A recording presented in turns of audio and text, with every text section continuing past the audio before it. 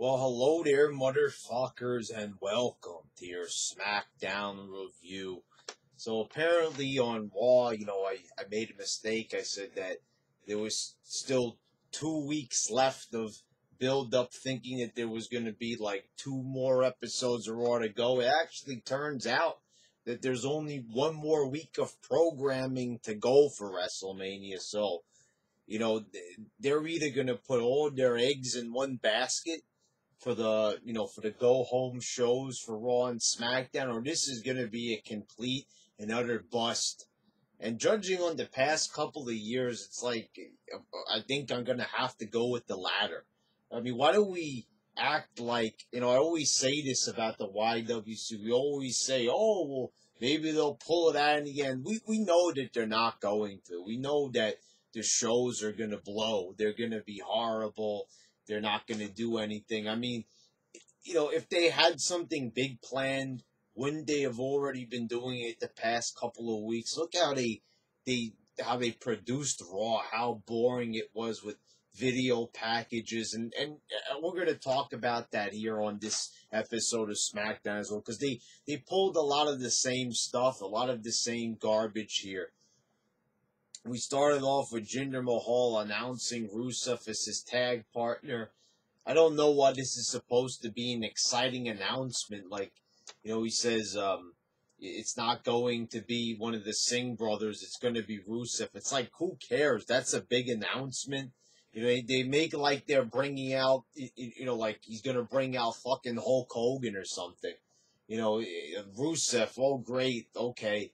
The funny thing is, it seemed like Rusev had a chance of really getting over, but they waited so many months. It's like, I don't know why they do this to this guy. They were so behind him 3 years ago.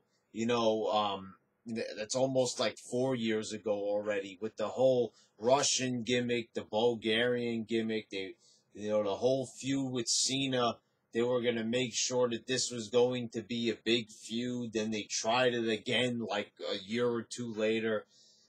They tried the feud with Orton. They buried Rusev. Every push, so-called push, always ends up with Rusev looking worse and worse.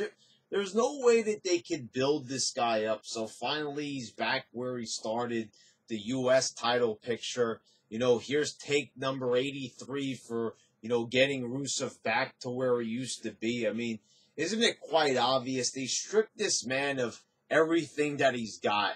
The seriousness, the intimidation factor, him being undefeated, the fact that, he was all business and everything, that only Lana could keep him from tearing people apart. They took Lana from him.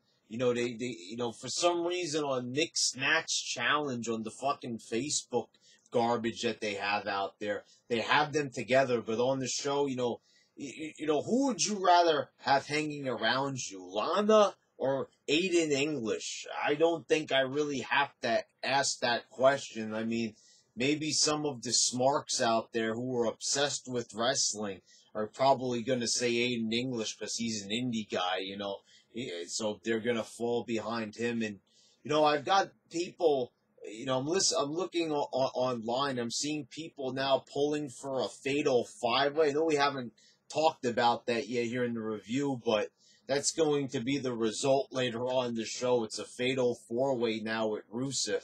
People want Aiden English inserted into this match, and they want to turn into a ladder match. So you're going to have these big jack dudes. You're going to have Orton, Jinder Mahal, Bobby Roode, Rusev, all guys that look like, professional bodybuilders, they power lifters in Rusev's case. And you're going to put Aiden English's skinny little ass in there. I mean, are you joking? Like, does the YWC, this is What Culture style booking, these people watch too much of What Culture, where they come up with this fantasy booking. This is what Adam Blimpie used to always talk about, I can book a wrestling show, guys, because I booked some garbage promotion in the UK, I think I know what I'm talking about. They don't know what they're talking about. These fantasy bookers online. The only scary thing is a lot of this shit that we used to laugh at on the message boards is actually coming to fruition.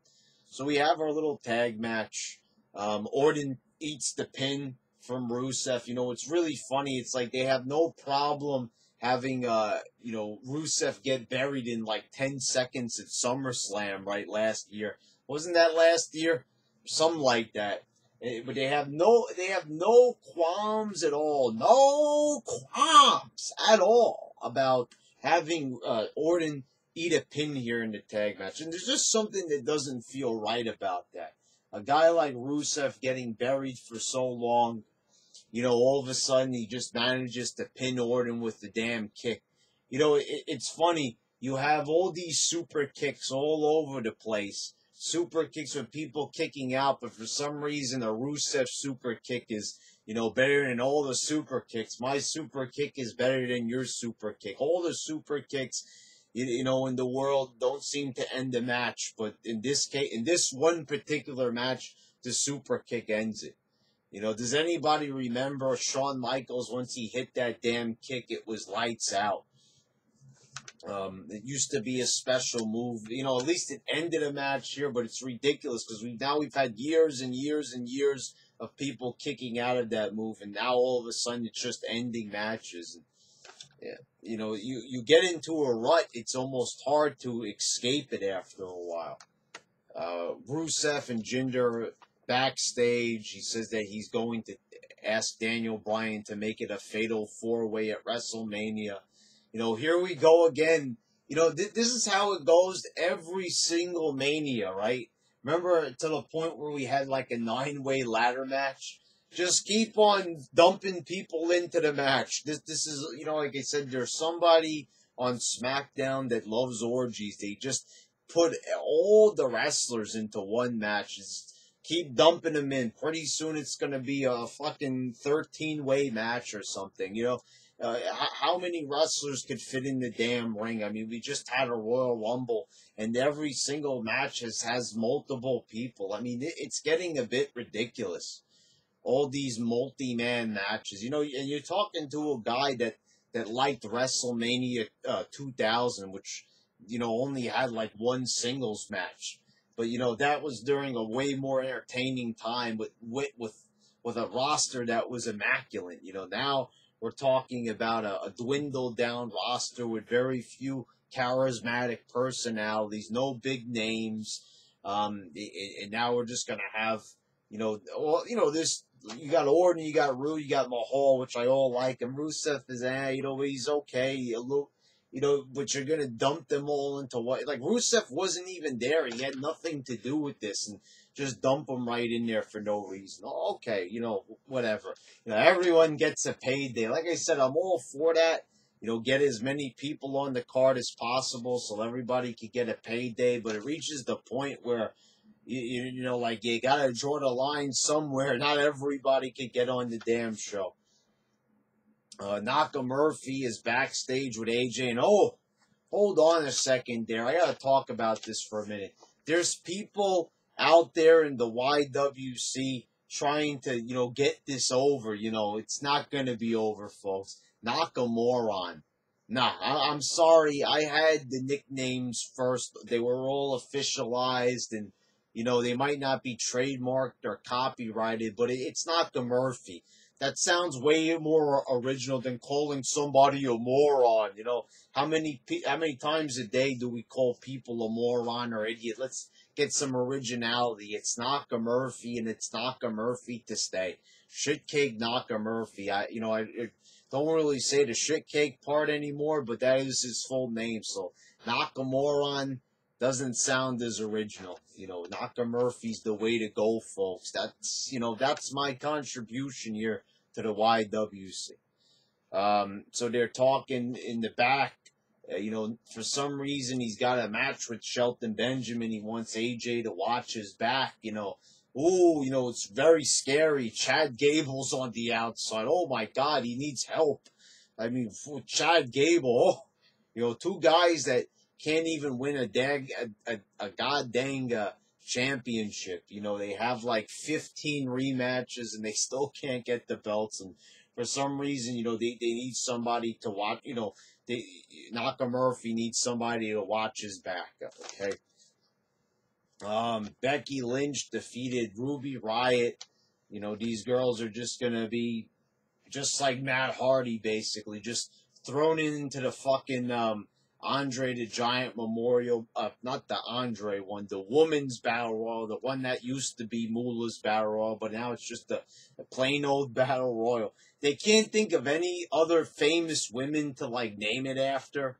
You know, like, they can't call it, like, the Mae Young Battle Royal, or they can't call it, the Medusa Battle Royal, the Alondra Blaze Battle, something, you know, just to kind of get that. But I guess they don't have as many female legends that they're proud of.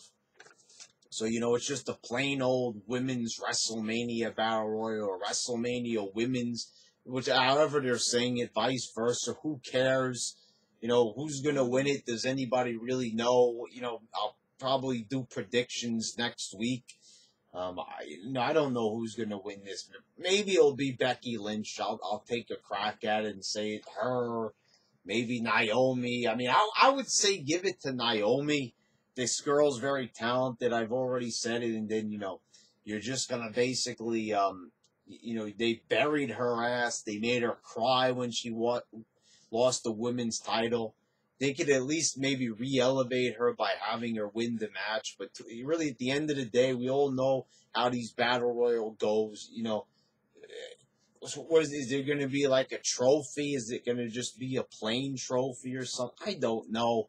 You know, like I said, who even really cares? Because we all know if the Andre the Giant Memorial Battle Royal doesn't really lead to anything, then why is a plain old woman's one going to? You know, we already saw how that went at WrestleMania 25. Remember with Santina? Remember that shit? Wow.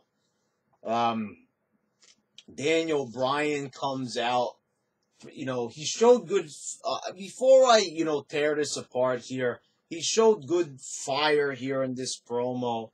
It's good to see somebody actually getting excited in the promo. So at least I want to watch it. It's not that boring, drab, monotone bullshit from Sami Zayn or Kevin Owens as of late. But speaking of them, they're rehired, guys. Yeah. So we fired them last week, but now, you know, now they have to fight for their jobs once again. Didn't they already fight for their jobs at, what was it, Survivor Series? You know, here we go again, fighting for our jobs once again. You know, whatever that pay-per-view was. Was it No Mercy or something like... No, it wasn't No Mercy. Whatever that pay-per-view was, they were fighting for their jobs. Now they're fighting for their jobs again. Maybe it was Clash of Champions. I don't know. So they were fighting for their jobs at one of the pay-per-views. And now they're doing it again. Daniel Bryan and Shane, you know, it looked like Bryan was going to be siding with Owens and Zayn. You know, Shane was suspicious. You know, they were arguing back and forth. And now, out of the blue, they're just fine. And okay, there might be the opportunity to create a swerve at Mania where maybe Bryan will side with Zayn and Owens, but that probably won't happen, you know. So what kind of story were they trying to tell there? You know, it's like almost like they forgot, or they do this way too many times. They abandon the storyline, or it's just simply they don't care. You know, it's just like, oh, we got to tell a story. It doesn't matter if there's 1,000 holes in it. We're just going to tell a story for the hell of telling a story because, God, you know, we don't want to do a story, but, you know, something in us tells us that we have to have a little something there. And so for some reason, we get a story, and it doesn't even make any sense because why would they be tagging together? They were just arguing with each other, but this is not even explained. You know, unless they're going to explain it on the go-home show. You know, the go-home show, guys, you know, come on. You waited to the last minute to announce this match. Like, we're announcing a big match like that, like, just like 2 weeks away from the pay-per-view. Remember when the matches for WrestleMania were pretty clear cut? Like, you knew what they were, and we knew we were going to get this match, but this barely even has a consistent story behind it. And they used up so much time with Bryan, Owens, and Zayn, and they still can't tell a cohesive story. Man, what a complete failure creative is. What a complete horrible job Brian James does Road Dogg. I mean, on SmackDown as part of head creative.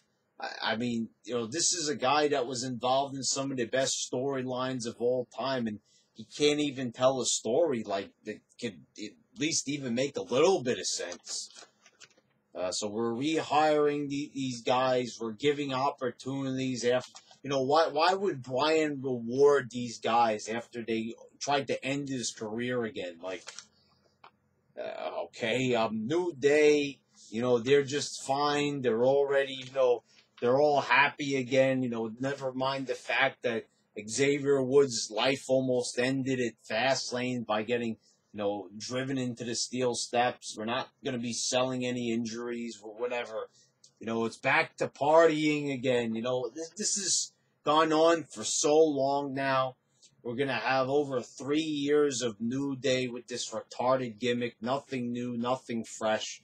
Just go out there and act like total goofballs. I mean, it's really run its course. Is anybody really still genuinely enjoying this garbage? I mean, are we really going to sit here? Is there any New Day fans? I don't even see the people with the damn, dildos on their forehead anymore, the unicorn horns. I mean, I think the popularity has finally ended. I don't think that we're, the New Day is really as over as they were. So it might be time to maybe try something a little new. Oh, we might lose sales on Bootios. Oh, God forbid, I mean, the Bootios is sweeping the goddamn nation. I mean, come on. For the sake of having a better product, I mean, come on. Fuck the merchandise sales so that a 6-year-old kid won't be able to purchase Bootios. He could get it when it goes on fucking clearance. So they have a match, New Day and the Bludgeon Brothers. It goes to a no contest. The Bludgeon Brothers kind of looked weak here. They couldn't handle a bunch of small guys. Okay, Big E's out there, but whatever. The Usos rush out. They got to get their hammers. I'm not, they should be looking strong all the time going into Mania. They shouldn't be bailing out of the ring, these guys that are close to being 7 feet tall. Charlotte's not on the show. Asuka's not on the show. Asuka's too busy beating up a jobber on Raw. I mean, I get she's a Raw superstar, but she picked to wrestle the SmackDown champ. So shouldn't that in turn, give her free will to go on to SmackDown? So she's not there to build it. Charlotte doesn't care, so they just do a lazy ass video package. It's like the same thing with Stephanie and Triple H, we're just going to have a nice little pretty, vignette ready to go because, we can't figure out what to do creatively with Asuka and Charlotte. We made Asuka win the Royal Rumble. We made her win the first ever women's Royal Rumble, but we can't figure out how to book her. Like I said, it's not our fault that you wanted to listen to all these fanboys out there and, give it to Asuka who can't even speak a lick of English. I mean, it's not our fault that you're having trouble finding stuff. You can't even find stuff for Ronda Rousey. You had 3 years to think about what you wanted to do, and you still can't write any good, stimulating television for Ronda freaking Rousey. So, I would expect no less with Asuka. Dolph Ziggler's career, once again, is taking a most unappealing turn. I mean, for God's sakes, I mean, remember this guy, the night after WrestleMania, cashing into a massive pop, the Money in the Bank. Oh my God, what a moment it was. It was a big reception for Ziggler, who really, wasn't even really that, endeared by the WWE. But, he got to a pretty big plateau. He plateaued right there, 2013. That was Ziggler's time, and now here he is wrestling Tyler Breeze. Okay, he beat Tyler Breeze in a comedy match here, a goofball match, and so remember, Ziggler was the U.S. champ just mere months ago, like 2 months ago. Throws the belt down, says, I don't want this anymore. We thought maybe it was going to be like Ziggler's going to come back. He's going to win a world champ, or he's going to compete for the world title because the U.S. belt ain't big enough. He's already been technically a 2-time world champ. So why would he settle for, a lesser than belt? So it was like, okay. So, they've done everything in their power to try to bury this guy and make him look foolish, whatever, because, he's been a bit of, of an outspoken individual. He talks out against the WWE, but he's been loyal to them. He does whatever he does. He does his jobs, and, he loses when he's expected to. Okay, so it's like, now here we are, like, Dolph Ziggler's been in this company for like over a decade now, right? If you count Nick Nemeth and all that shit and Spirit Squad, he's been in there for a very, very long time. Okay, so longer than a lot of these other goofballs on the roster. So Ziggler had like this interesting storyline where he threw the belt down. There was a big walkout. That we thought he was going to come back strong. He just appears in the Royal Rumble, gets tossed out after a few minutes, and what's he doing now? Well, he's just going to be in the Andre the Giant Memorial Battle Royal. Just like everybody else. Matt Hardy, big segment to close out Raw, Ultimate Deletion. What's he doing at Mania? Put him in the Andre the Giant Memorial Battle Royal. The Revival. Oh, these guys are a bit boring, but hey, they're talking out against the Smarts. This is interesting. So what are their plans for Mania? Andre the Giant Memorial Battle Royal. I mean, it's like there's all these guys that they could do interesting things with, interesting storylines, and they're going to stuff them in this Battle Royal that they damn well know. And watch, Baron Corbin's probably going to be in there again, too. He's going to be in there. I think they already announced he was with the Ty Dillinger match. He's going to be in there, too. So, he's already been in there. He's already won it. So, what is he going to try to win it again? That really worked out for him well. The first, is Mojo Rawley going to be in there? Is the Big Show going to show up again? I mean, for Christ's sakes, I mean, they're going to do this Battle Royal. And it's been going on for, 4 years now? All these winners. This is like the 5th one. And we're going to pretend like this is meaningful. We're giving them something to do. Okay, well, watch this not even be on the main show. I mean, how many Battle Royals are we going to have on the main show? There's 2 already booked. So something's going to get knocked down because we already know this show's going to go over. It's the allotted time. It's going to go on forever. And, so that's what their plans are. Ziggler, this guy who's got all the talent in the world, he improved on the mic. He's got fire. He's cut all these fiery promos. He showed that, he could be something. The fans want to see it. But, we're going to do something interesting. We do all this goofy shit with him coming out, with no music, copying people's entrances. I mean, what was the point of all that? So he went through the most bizarre year of his career, only to end up here in the fucking Battle Royal. He's just another face in there. And finally, it's NAKAMURPHY defeating Shelton Benjamin. Why is it that the guy who loses here, Shelton Benjamin, why is it that he looks, acts, and deserves to be in the WrestleMania match that NAKAMURPHY is currently going to be in? And all Shelton Benjamin is one half of a tag team, but somehow, some way, he looks like 10 times the star of a NAKAMURPHY. I mean, and he's just supposed to be simply a jobber in a match here. He's just basically here to do a job to make NAKAMURPHY look good. But somehow Shelton Benjamin is like 3 times the size of him. Shelton Benjamin is like 5 times more athletic. Shelton Benjamin beat Triple H on Raw in a big moment. He was featured quite prominently on many episodes of Raw. You know, many people always like to talk about that match where he jumped into the super kick with Shawn Michaels. Remember the Gold Rush tournament final? You know, that a lot of people consider that to be one of the best matches in Raw history. But somehow, some way, here we are, you know, and he's just losing to NAKAMURPHY. This shows how pathetic this dream match is. This isn't a dream match. This is a fucking nightmare. That's exactly what it is. This is not a good match for Mania at all. This would have been good as a throwaway match on some pay-per-view just to give the Smarks what they wanted. But, you know, the WWE was afraid, they would just say, you know, we're just wasting a match, basically, on a nothing pay-per-view. You know, this is supposed to be WrestleMania. At least last year they wised up. You know, you looked at the main events, Undertaker, Goldberg, and Lesnar. You know, they didn't even feature a lot of these smaller guys on the card.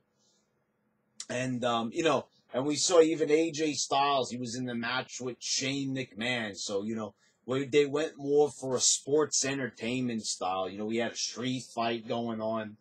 But now we're going to go for a straight wrestling match. And, you know, how does this end? We've got NAKAMURPHY doing the fake out, and he pats AJ on the head, and he goes, "Need to face." I mean, how many times is this guy going to say that? It's been the same thing. Need to face. I beat you at Mania. I mean, guys, this is embarrassing already. You elevated this guy to a spot where he's supposed to be getting some type of a story across. He's trying to sell a match, but he can't even speak proper English. I mean, this is like a joke. Like, am I supposed to be taking this seriously? I mean, am I really supposed to get hyped up for this match? I mean, you guys got to understand, I'm not an internet mark, you know. I'm not a YWCer, you know. I'm part of the YWC. I enjoy being here and entertaining all of you, but am I really supposed to get excited for a match just because both of these guys are from Japan? And I don't care, you know, what all the haters say about, I'm attacking him just because he's Japanese. No, I'm attacking him because he's a boring fuck. And that might not be his fault. It's creative. You know, this guy is better suited to be on TV in Japan, where he could cut promos that people could understand. You know, here we are in an American wrestling company. And, you know, this is not working. You know, this is WrestleMania. It's the biggest show of the year. This is the WWE title. You know, this is, you know, a title that was waged war with Andre the Giant, Hulk Hogan. You know, we think back to all these big WWE title matches, Austin, Rock, you know, The Undertaker, you know, in matches for it, you know, Psycho Sid and all this shit, you know what I'm saying? Like, all these big top tier matches. And we're gonna, you know, AJ and NAKAMURPHY, this is the best they got. Now, I know damn well that match is not going on last. It's either going to be Lesnar or Reigns or Undertaker and Cena. Because if they put that match on last, I mean, that's just going to kill Mania. I don't care how good Cena Taker is. If that is the last thing that we see before WrestleMania fades to black, I mean, that shows a failure. Just automatically, that shows a failure. Because, I mean, the main event is what shapes the show at the end. That's the last memory you have as it goes off the air. And if the last thing I see is NAKAMURPHY holding the big gold belt, I mean, that's it, folks. This company is dead. I mean, Brad, you're just going to come back and review Raw, you know, anyway, you're going to do your Mania review. Be that as it may, I will be reviewing a product that I don't even know how I'm going to be in these reviews. I mean, I'm probably going to tear it apart, but I'm not going to even have the energy anymore to tear this apart because it reaches a point where it's so terrible. It's like, what am I even going to say? I mean, half the time, like I said, I'm repeating myself because it's the same show. It's the same thing week after week. Sometimes I'll come up with new jokes, new dances. Sometimes, I might, do something weird. I might do something, I might put slippers on my head. I might slap myself in the face. Whoa, I don't know what you guys want me to do. What do you expect here? If this product can't entertain you, it's like this is like a $1 billion company. Me putting slippers on my head. I mean, this is what it's come to. I mean, come on, folks. This is a pathetic product. There's nothing here. There's nothing here to even be that's even worth saving.